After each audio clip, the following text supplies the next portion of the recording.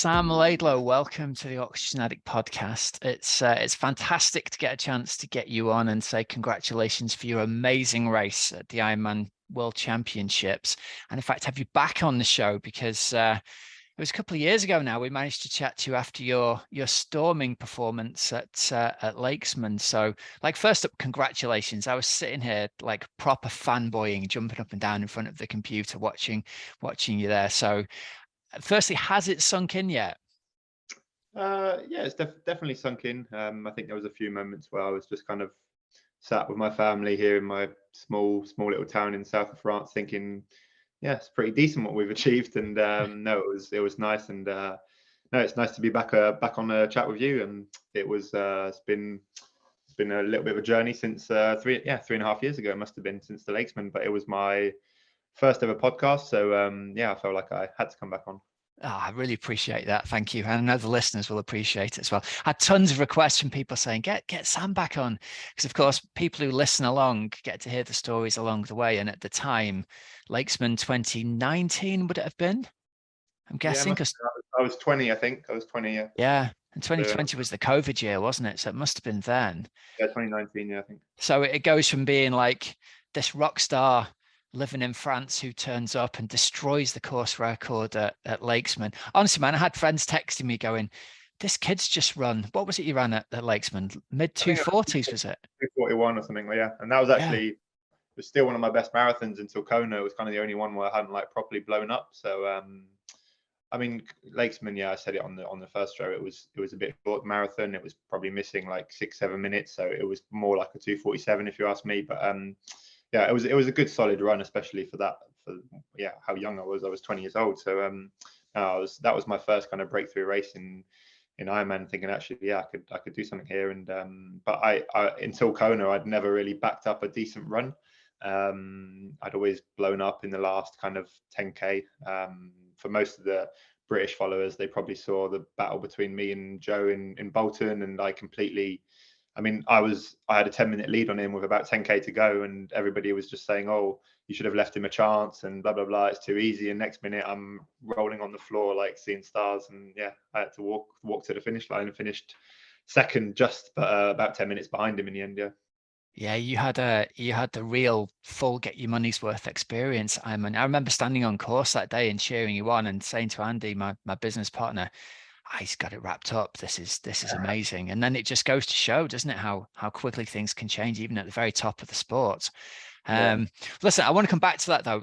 Let's kick off with talking about Kona, because like in terms of boys' own or girls' own stories of dreaming how your first performance at Kona will be, there's really only one position better that could have gone for you. But to go out and perform so well, to be at the front of the race all day, and to really only get caught right at the very tail by arguably one of the greatest athletes in the sport at the moment was just mind-blowing. So first, talk us through your time in Hawaii. I remember reading a couple of days before the race, you had an amazing swim at the Hawala practice swim, although without an official. Yeah, didn't go down too well. So what happened there then? You didn't have an official start, and it was you jumped in. I didn't have a slot, and I'd asked a few other pros. I think I was one day late trying to register or something, so I didn't even know it was something that you had to register. It was one day late. Sent them an email, and the Ironman said, "No, sorry, we've got no more spots left." So they weren't even willing to like find an extra slot, or I was still willing to pay, and they basically said no, which, I mean, I think it's a bit of an error if you ask me. Like, why? Like, they're just, I don't know. Like they should at least invite the pros, so then the age groupers get to swim with the pros, and it's all nice. But yeah, here I was willing to pay, and anyway, a few other pros said, "Oh, well, I'm going to do it anyway without an official what do you call it, chip." And yeah, so I just showed up and swam, and yeah, I mean, the only problem is the other pros didn't win the thing. So, it was. Yeah, it didn't go down. Yeah, it's kind of hard to hide that, isn't it, when you don't have the chip on when you win the overall thing. What was your time in that when you did the just flat out swim? That's a great question. I think it was 47 something. I don't know. There was no official. I didn't have a watch, and yeah, I just wanted to do a good session really, and yeah, that went great. And then I was I was quite confident. I was really confident with my biking and running. I'd just come back from Dallas, so kind of the heat of that adaptation started there. In Dallas, it was like twice as hot. It felt twice as hot as Kona, to be honest. Like you just couldn't walk outside. And like the actual race day in Dallas and the women's race especially, it was crazy hot. And during the race, I had a decent, like I came off fifth off the bike and ran up to fourth, which these PTO races, they're like super dense and super fast. And I felt like I couldn't go much faster, but I just had another kind of, I felt like I'd keep going forever at this kind of pace. And yeah, so I was quite confident in my running, and then I kind of put that into play, and I'd been really consistent in my running. I think between Dallas and Kona, I'd ran something like 17 days in a row, which for me is quite a lot. And I knew that when I run consistently, I can get good. And but yeah, then when it comes to the race itself, I mean, I literally went in with very little expectation. I knew I wanted a race at the front. That's what I do with every race. But I'd heard so many stories of people going in with such high expectations and having a terrible race that I think I said something on the Bob Babbitt interview, like just saying I've got a lot to learn and nothing to lose, really. You know, if I have a shit day, I have a shit day, and nobody's waiting for me to win this race. So it's a very nice situation to be in, I think, and that certainly comes into play on the result, because not many people came in with that.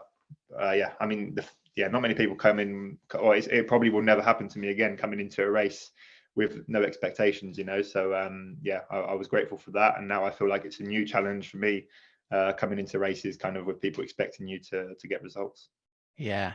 Do you thrive more or less, do you think, with an expectation of public performance? Did it suit you to be under the radar, or are you kind of relishing the idea of, because there's no question, like you say, you're never going to be the unknown guy again, having finished second on debut in Kona? Yeah, I've in the past, I wouldn't say I've thrived off more one or the other. I think when I put pressure on myself to perform, then sometimes it doesn't go great. But I don't really see other people's pressure as a big thing for me. I genuinely feel like it's more of a privilege. And I know they say like pressure is a privilege or whatever, but that's generally how I feel. Like I feel when like the bigger the team I have around me, like the more people I have to disappoint, and I just won't disappoint them. You know, I just won't. It's not even. I won't think when I'm just on my own. And like I've never really done this sport for me. I felt I've always done it to it's almost like originally I think it was to kind of thank my parents for everything that they've invested in me, but it's kind of become bigger than that. And now I have this big team around me, and the team's getting bigger and bigger, and then you have fans, etc. And I don't leave myself the option but to not give my best, you know. And I think that's a good thing for me. So generally, the bigger the fan base I have, the more I feel like I perform. Yeah. Cool. Right. So race day, then you had a storming swim, but from what I've heard in interviews, the swim was quite currenty that day? Did you have a big sort of current and into the current on the way out? There was no swell, and so you don't really feel the current as such. But there was definitely a current coming in, and then we had it tail on the way back. And my dad kind of made a strategic error to say you should go hard out on the, and he'll admit that. He said that's the only error I made, and because I mean, I should be putting at least 3, 4, 5 minutes into guys like Gustav and Christian in the swim, and it didn't happen. So I kind of burnt all my matches on the way out, trying to string it out, but it just wasn't the right scenario to string people out, because it was kind of pushing me, and like it's like on a bike you don't do a breakaway when there's a headwind, and so then I just kind of sat in and waited. And I mean, once you're in the feet, it feels a lot easier. And this is the thing as well in Kona, it's not a very technical swim course. It's just straight out and back. So lots of these PTO races where there's lots of buoys and stuff, that it kind of naturally gets dispersed, because you can't, every time you come in or out of a buoy, like the masses kind of get slowed down. But here there's such a long line of people that if you're 10th in line, you're swimming like much easier, much slower than the guy who's on the front. And so it's very difficult to separate like the weak swimmers from the good swimmers, I find. And you see it in Kona because there's so many big packs. You know, there'll be a group of 10, 15 guys come out, and then another group of 10, 15 guys. And then like in other races in the PTO, it's just like small groups of 3, 4 people coming out every 20, 30 seconds. And so it's not an ideal course to get away, but I'm gonna work at it and make sure that yeah, my dream scenario is to just go away from the word go and then never see me again. I really, that's what I've always wanted to do, and that's what I've attempted to do already in Bolton, and every race I've done, I just haven't got to a level, or I didn't have the strength or the maturity to keep it up. And this was the first time where yeah, I didn't blow up, and it was the right day to do so. So what's your plan before the race then? You said you chatted with your dad and came up with a kind of race plan. Was it to get off the front and be on your own all day? No. I mean, I had to make the front pack and make it. The thing with me is I always want to make the race difficult. Running's never going to be my strength. I mean, I generally believe now that I can be like amongst the best runners, but it's never going to be like at the moment. I came out first to the swim, so I had jointly with other guys, but so we could argue that I'm the best swimmer. I could argue that I'm the best cyclist, but we can't argue that I'm the best runner at all. I had the fifth fastest run split, and so I need to make the race hard so that when people do get to the run, they're not going to run PBs. I just have to use my strengths and use my cards, and so I guess, yeah, we never go in with a set strategy. There's so many millions of scenarios, but yeah, generally I found that even in these PTO races and stuff, like on paper I shouldn't beat some of these guys because I run much slower than them, especially over that kind of 10-15k distance. But yeah, I try and make the race so hard that in the end nobody's running fast, and that's exactly what happened in Dallas 3 or 4 weeks prior, was that we were all running at like 340, 350 kilometer pace, like, which is Ironman pace for us, but on a 16k run. And yeah, that's just how I have to race, really, more than anything. But no, there was no set strategy. Obviously there's limits. Like we say, okay, you might try and surge on the bike you might try and do 360 watts for, I don't know, 5 minutes, but then if it's not getting anywhere, then slow back down and keep it back to your wattage. Yeah. But I just felt, yeah, on the bike. So I came out of transition. I was, I think, like 19th, or right at the back of this first pack, because I'd taken time to put my aero socks on. And coming up, what is it? Yeah, just before going down Polani, we there was like 19 guys all in line. I was right at the back, and I was thinking, like, either I need to, like, there needs to be somebody who does something, to split this race up. Otherwise, it's just going to come down to the run. And so I just committed straight away, really. Max Newman had a little bit of a gap. He'd obviously set off quite hard. So I caught him up after about 5-6k and said, all right, let's get going. And yeah, I mean, he held on, but he definitely didn't contribute to making that gap any bigger. Much to my delight, not. And yeah, so I had a few sour words to him on the bike, and yeah, I just kept riding my wattage. And actually, in hindsight, so during this moment where I attacked, I thought, God, this is stupid. Here I go again. Like, I've got another 6.5 hours of racing, and I'm already going full gas. I thought this is another stupid idea. And but actually, what I found in the end, once I'd finished trying to surge Max to try and get him off the wheel, I found that actually what happened is I actually had a much more constant power on the way out, because the other guys were kind of like trying to split the packs up and trying to get from one pack to another and just slingshotting and doing big surges and then recovering. And so I now in hindsight, I realized that I was much more constant, and that's also a good thing of being able to race at the front. And in fact, if and when next year I get that 2 or 3 minute lead out of the swim, I can just set off straight away into my zone. There doesn't have to be these first 10 minutes, which were crazy. I mean, I could tell you, I can maybe find the numbers of the first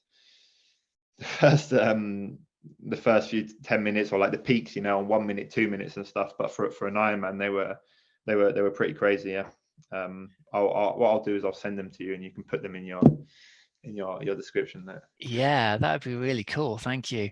So I've heard you talk before about how the sort of the rolling nature of the course out at Kona, you felt like it really suited you. There's a real art to riding a bike and riding with the terrain and knowing where to lay the power down like a bike racer would do, rather than, I don't want to pick on someone, but like your Lionel Sanders kind of character who just puts the power down and rides like he's on Zwift all the time. So do you believe that's a big contributing factor to your success on the Kona course, and your ability to sort of feel the road and environment as much as put the power down? Yeah, definitely. As you said, cycling is kind of an art, and it's just, and that you have good days and bad days, and there's no question about it. I was on a good day. And even looking back, and even the feedback during the race, everybody was just saying how fluid and how neat I was, and it's true. I mean, everything looks super dialed, and it looks like, it definitely doesn't look like I got on that bike in that position like 7 days prior to the race for the first time. But no, definitely, like, knowing, and I've heard Cam Worth say this before, you know, you need to ride fast at the end of the day, and it's not about putting the most power out, it's about putting the least power out as possible. And sometimes on these big rollers, how they're on Kona, because in Kona is actually very little, just flat, you know, it's quite often just like very slightly uphill, very slightly downhill, but there's also these kind of short lumps, and sometimes it might be worth putting 50 watts more to hold the speed and get over to the top, you know, rather than spending more time on that slow bit. Yeah, so I think that's definitely a factor. And then also I just kind of felt, so we clearly had good conditions, because that's why, I mean, I think 3 of us went, me, Leon and Cam, all broke Cam's previous record. But yeah, we had no wind on the way out, and then on the way back, when normally it gets more difficult, here we had a tailwind, and me being a slightly bigger guy than some of the others, I kind of felt like the tailwind kind of favored me more, because it kind of becomes less when you're going at such high speed. So I average like 315, 320 watts on the bike. Let's say Gustav, who's like really aero and stuff, he probably averaged 280. I don't know, haven't asked him, but let's say he averaged 280. When we're both going at 35 or 40 kilometers an hour on the way out, or let's say 40, there's going to, like, he has to push, he gets more advantage from them. There'll be more difference to go at the same speed with his watts. But when we go fast on the way back, I really feel like that me gaining the power, and I've got momentum. Once I got the momentum going, he would also have to push almost them kind of watts, you know, to go at my speed. So that's where the difference really came. And yeah, so, but they actually caught me up on the way out. We turned around at the 90k mark, and there was me, Christian, Gustav, and Magnus. But Magnus was really the driving force who brought them back. And in my head, I knew that Magnus was the strongest. I'd been lucky enough to race him in Dallas. Sorry, not in Dallas, in Texas, which is, yeah, in Texas at the start of the year, just before the Ironman World Champs in St. George, and he didn't qualify for St. George, so nobody had kind of raced Magnus. And hey, I picked him as a favorite for Roth, like, over Jan straight away, because I'd seen how he raced in Texas, and this guy's just an animal. I genuinely think he didn't have a great day on the bike in Kona. I think he ran probably to his level, but normally I think he's probably stronger than that. And yeah, so I was just kind of expecting him to once he caught me up, just kind of go to the front and absolutely smash the field. And well, actually, so there was a short period of time when Magnus took a turn at the front, and I noticed a huge difference in my wattage, even staying at the required distance, you know. So I generally felt like all these guys behind had a big advantage. And I know people are gonna, like, I've heard people argue that there's motos and stuff, but believe me, like, when you're out front on your own, it's a lot harder than when there's 10 guys or 5 guys or even 1 guy in front of you. So yeah, I mean, I'm one of the only guys to share my data on Strava and stuff, and because I literally have nothing to hide, and I don't think there was any motos involved. I would like to see if there was anybody else who did 320 watts and was as dialed and can ride the road and stuff like that. So yeah, that's just my thought on anybody who said that there were too many motorbikes involved. But yeah, let me just interject there and ask you about this for a minute, because in the course of my research for this, I was going through the usual places, reading slow twitch forums and people's opinions on this. Yeah. What were your thoughts after the race when you read the stuff that people were writing, which was essentially Sam's riding in the middle of the road to get the advantage from the motos? Yeah. There were other pros who've been interviewed and not named names, but said, you know, the motos play a huge part in the race, whether it's the guys at the front or the packs. There's just too many motos on the road. Firstly, what's your reaction to the sort of the keyboard warriors putting your bike split down to the motos on the road? Yeah, to be honest, after cut, the thing is, I got my dose of I got my yearly dose of keyboard warriors after Collins Cup, so I didn't really take much notice after Kona. But yeah, I think, well, first of all, there was part, and this is there was part of me who misunderstood the rules on the briefing. They said, and I wasn't even thinking about it, but they said you need to ride on they said something like, you need to ride on the right side of the road so that if anybody overtakes you, like you're not blocking them effectively. And in my head, I was just like, well, there's nobody that's fucking coming past me right now, so I can ride wherever I want, I've got the road to myself. And the motorbikes, so they have their own lane in Kona, and like it's quite a known thing on most studies and stuff. But if you have the motorbike next to you, it's actually slower. You can get the turbulence and it's slower. So if I was to choose and do it, I was just the only reason I was riding to the left was if, I don't know, the road was a bit smoother, or if it's obviously the inside line or something like that.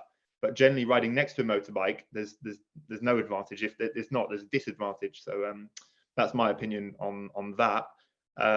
What normally happens, I've found, is when there's 2 or 3 guys, and often it happens with more famous guys, is that the motorbike will always follow a bigger name, somebody who's already won it. So what will happen is a motorbike will be around Patrick Lange or will be around Sebastian Kienle, and it doesn't necessarily advantage them, but it will advantage the guy who's behind. Because let's say you've got a bike, you've got Patrick Lange, and then you've got this bike that's slightly behind, and then another like 3 or 4 meters behind him is the motorbike, and this motorbike's so focused on filming this guy that he's not really checking what's happening here. And that happens quite a lot, and I've seen it a lot in races. But I think already in Kona it's quite good that the motorbikes have a separate lane. That's already a must in my eyes. It kind of it eliminates a lot. But for me, 12 meters or 10 meters is just not enough. Even in these PTO races, we have to ride at 20 meters, and still the rules aren't necessarily respected, and there's just not enough people out on course to make sure that the rules are applied. And keyboard, I don't care about keyboard warriors. As I said, I'm one of the only guys who shares my data. And I remember, like, I think when Jan won or something, he got asked about Cam Worth's numbers or something, and he said something like, nobody does 300 watts in Kona, and I did 320. So like to go to and my position is much better, much more dialed than a lot of the guys. And so I've got nothing against them. They can think what they want, to be honest. You sound like a very resilient and mature mindset to that sort of thing, that it doesn't bother you. It's water off a duck's back. I think that'll be. The Collins Cup was definitely, I definitely learned a lot there. Yeah. And there's so many people that hated me after the Collins Cup and loved me after Kona. So it just shows like how, at the end of the day, people who make that kind of assumption, like I don't really want them to be my fans. People who like me who for who I am. And I've always been one to, I think I've always preferred people to love me or hate me. I don't really, when somebody asks, well, what do you think about Sam Laidlow? I don't want them to just sit on the fence and say, nah. There's loads of athletes who aren't necessarily characters, I feel, who don't show their true selves. And also, coming back to the Collins Cup, this was just the Collins Cup. We get paid to go. We don't get paid to get results. We get paid to go, whether we come first or last. So in my eyes, it's a show, and it's to get people to watch the sport. And that's how I took it, and I just took it lightly. And so the fact that kind of banter that I was putting in, that whatever the outcome is, I also take it that way. Yes, and it affected me, but I also grew a lot from that, and just realized that actually and you notice it with everybody, like when you get success, not saying that my Collins Cup was a success, definitely wasn't, but when you do get success, there's always people always attack you, even if you're the greatest guy. I'm sure I don't know, Barack Obama, when he was president, like even if he was doing a great job or something, he'll have people like, I don't know, throwing lawsuits at him or this or that, or some I don't know, like, yeah, whenever you're successful, you always have more and more people who dislike you. It can partly be through jealousy, partly be through because there can be like, people can find money out of it. If somebody owns a supermarket, and then I don't know, a kid's not looking, a mum's not looking at their kid while she's buying something, and the kid slips on the grape or something, and there's always lawsuits against the supermarket, for this grape that's fallen off the floor, or something like that. And then so then they end up putting a carpet on the supermarket, and then in front of the carpet you have to put a sign, and they walk into the sign. And anyway, there's always it surprised me at the Collins Cup. I remember watching the press conference, and there was, for people who don't know what we're talking about, you were racing against Lionel Sanders and Sam Long in your matchup. And there'd been some banter beforehand, and I think you'd basically said, I'm not even going to need the 4 minutes out of the water that I'm going to have. I'd beat these guys in a bike and foot race. And I remember listening, thinking, well, good for you. You're winding the opposition up. And on stage, it looked like Lionel knew the game. Lionel was laughing along, and he was kind of giving it, well, big talk, you have to back it up. But it surprised me that Sam took it so personally. It seemed like there was something that had been said that really either really triggered him, or he really took it to heart. And there was almost a moment on stage where I felt like you went, hang on, mate, this is just like, I didn't mean to upset you. This is just part of the game. That's exactly what happened. I mean, at the end of the day, I picked on the wrong person. I thought that because he was giving out to everybody, that I could give it to him, and that he would throw the ball back, and we'd have this banter, this rivalry, and everybody would believe it and stuff. And unfortunately, and we could have, from a marketing point of view, it could have been something that you could have dragged on for years. We're both young athletes and stuff, and people would have watched the sport to know who's going to win between, just like they do in MMA or something. Like nobody gives a monkeys about the sport itself. They just want to see who's going to win between McGregor and Khabib or something like that. And it's not about the sport itself. It's about the rivalries and the characters. And so anyway, I wanted to kickstart that. But yeah, it just maybe I took it too far. But equally, the kind of PTO with the media, they're so invested in media and stuff that they were kind of pushing me to do it more and more. And yeah, it just got a bit out of hand. I realized that it really affected him, And I there was a moment where I thought that he was kind of playing on that and kind of trying to show people that he was really affected, even though he wasn't. And maybe it was. And then in which case, that's amazing mind games, because I really got affected by. There was that one interview where he walked out, which was like 2 nights before the race or something, where he was just like ripped his microphone off and walked out. And I was worried. Sorry, I wasn't sleeping at night thinking that, like, fuck, I've really hurt his feelings, and that's not what I wanted. I generally do have respect for all my peers, and like when I was taking banter out of Joe Skipper before Bolton, he was giving it back, and like there was nothing, and I'm good mates with him. There's nothing. People think we hate each other, which is a good thing, because people will watch a battle between me and Joe Skipper. But it's we didn't manage to build that out of Collins Cup. Did you get to chat with Sam afterwards? Did you clear the air with him?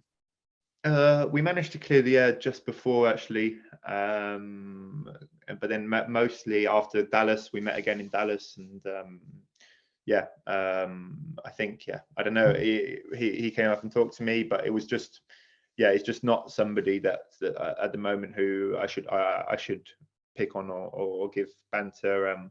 I also think it's a bit of a cultural thing, us Brits, we like a bit of sarcasm, like a bit of banter. And so do the Aussies, and so do, I don't know, I'm friends with some Danish people, they also are, and like it's not, in America, it's not quite such a big thing, I think. Yeah, fair enough. All right. So listen, back to Kona then, and back to the bike split. I want to know about 2 things. I want you to talk to me firstly about the aero socks, and secondly about the head wheel, because there's some cool innovations going out there, and a lot of my friends are performance time trialists, and they were saying super smart getting that, I don't know what you call them, leg guards, calf guards. Well, these were I had this idea in the back of my head as well, and I in my head it made much more sense. So rather than putting the socks on in T2, if I can have some socks that are aero and also breathable and stuff, then I can stick them on in T1 and lose the 10 seconds there. In an ideal world, I wanted to have a lead out the swim so that I could have time to put them on. So I took the time to put my socks on there. For me, it just made more sense, and it's just one of them things. It's always the best ideas that they almost don't need explaining. It's just like, why did nobody do that? And I feel that people will start doing that.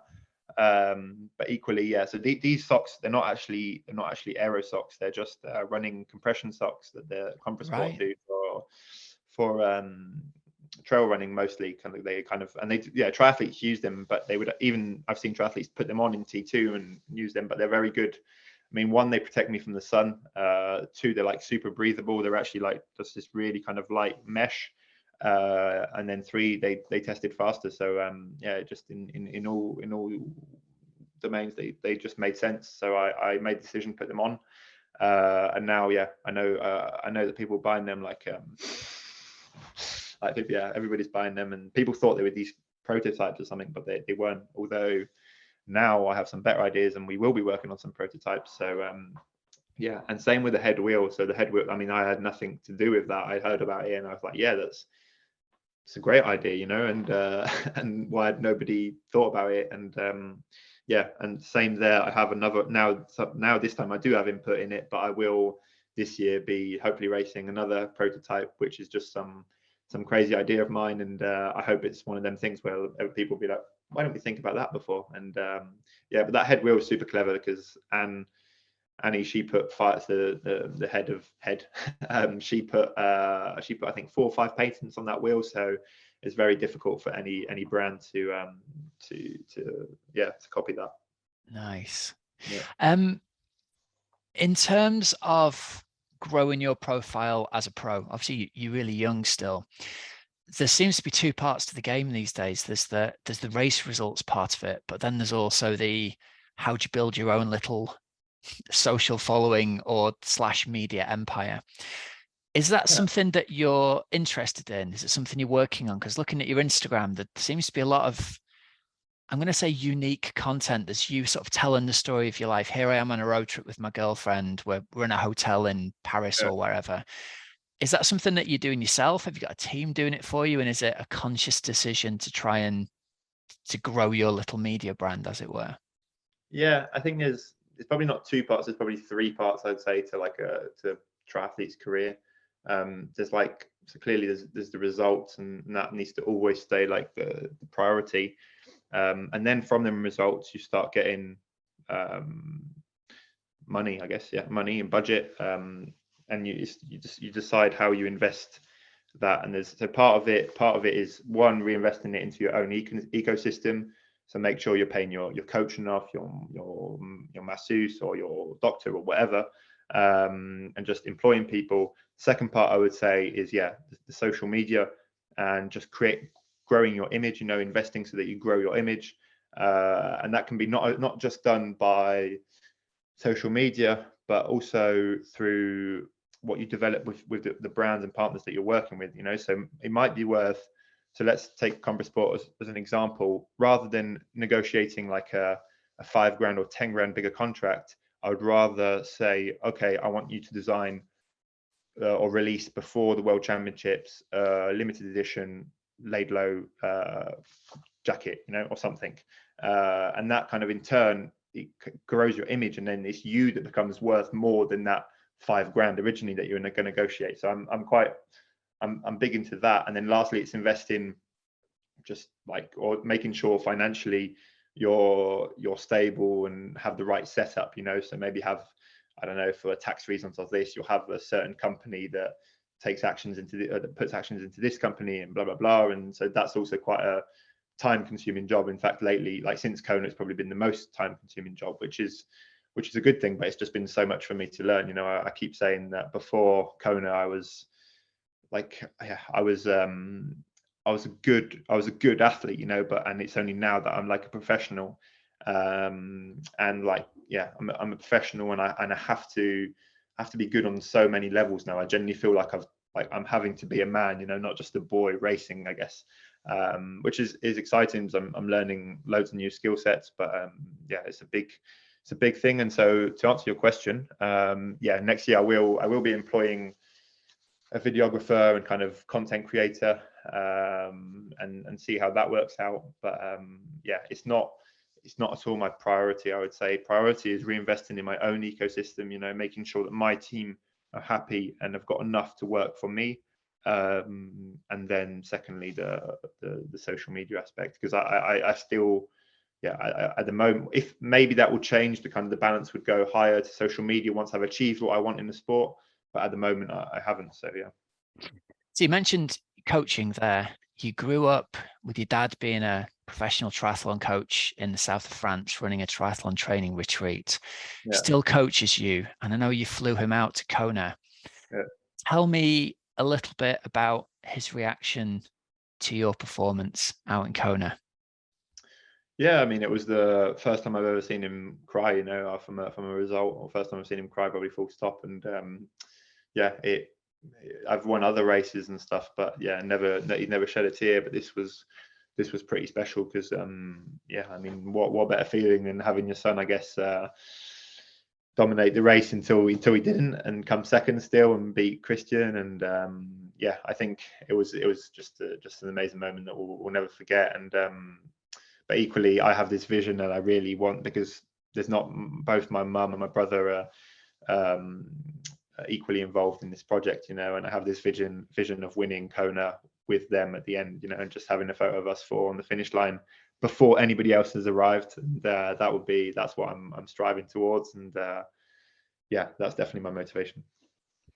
Looked like you shared a nice and very genuine moment with Gustav when he passed you in the marathon. There were echoes of the Macarena handshake from, I don't know how long ago, decade ago, I suppose. Was that a conscious thing? No, not at all. Like, generally it wasn't. I mean, you're so deep in suffering, you know, that you don't really think twice about what you're doing. You're just in survival mode. And it just happened very naturally. And even like passing the finish line and stuff, I never for an instant thought, oh, this is going to be one of them like moments that people remember of the sport and stuff. And it was only later that people started comparing it to Macca's tap with Rayla. And yeah, I think it's great. And I mean, there's nothing false about it. You know, I generally have huge respect for Gustav.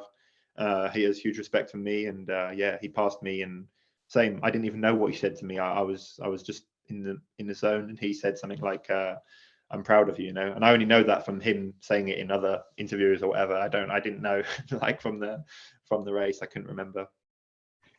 All right, so final question before we wrap this up then. Can you beat Gustav next time? You've already proven you can beat Christian. It seems like he's the one you've got left to prove you can beat. Do you believe you can beat him? Yeah,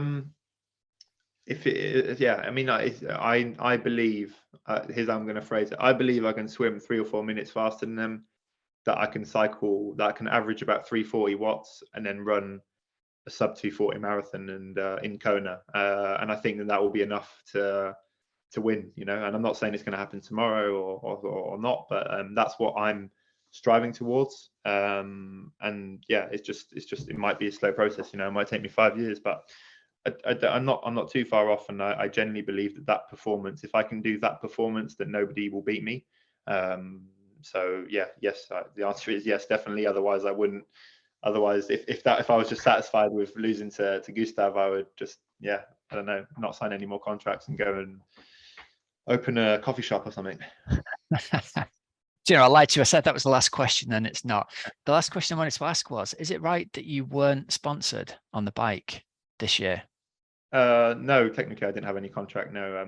What happened is after Dallas, they helped me out. They saw me on a trek, and the guy said, "Oh, do you want one of them fancy trek color schemes for Kona?" And I said, "I'm not too fussed about the color, but I want a bigger size because I couldn't get one of these in France." And yeah, so he brought me the frame, and we kind of swapped it all over, and the mechanic did a great job there. And so no, I was not sponsored, and I'm sure lots of people have bought some treks now. And that's great for them. Yeah. And I will be announcing if I will sign with Trek or somebody else in the near future, hopefully start January. Yeah. Oh, I was hoping we'd be able to get that announcement on the podcast. It's not for release yet, is it not? No. I know a few sneaky people who have found out, but yeah, I wouldn't say it's very difficult to dig out the information, but I'm not announcing it quite yet. But definitely, there's 2 big partners who I will be signing with. Same with my running shoe sponsor. So yeah, listen out For this. All right, nice one. Well, listen, Sam, thanks very much for coming back on the show and joining us. It's been great to hear your story. Congratulations again. It's amazing to hear a story of someone who we had on the show 3 years ago, winning a relatively local race and then performing at the very highest level. And I think there's much more to come in the future for you as well. So congratulations from us, mate. You said that 3 years ago, that there was much more to come, and you were one of the first to believe in that. So yeah, appreciate it. Oh, thanks, man. All right, listen, take good care of yourself. Thanks again. Cheers, mate. Bye.